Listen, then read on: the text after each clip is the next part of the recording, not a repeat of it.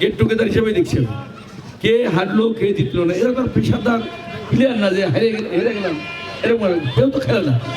এই জন্য সামনে গেট টুগেদার হিসেবে দেখছি।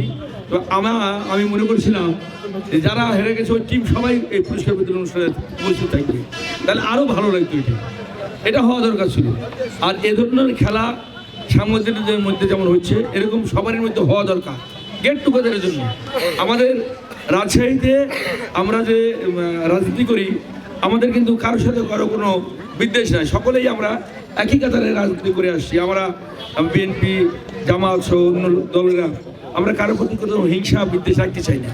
আমরা নিজের রাজনীতি প্ল্যাটফর্মে রাজনীতি করব, কিন্তু আমরা শান্তি শৃঙ্খলার সাথে এখানে বসবাস করব এবং সেটা এখানে রাজনীতি হয়ে আসছে, আগামী তো হয়ে আসবে ইনশাল্লাহ।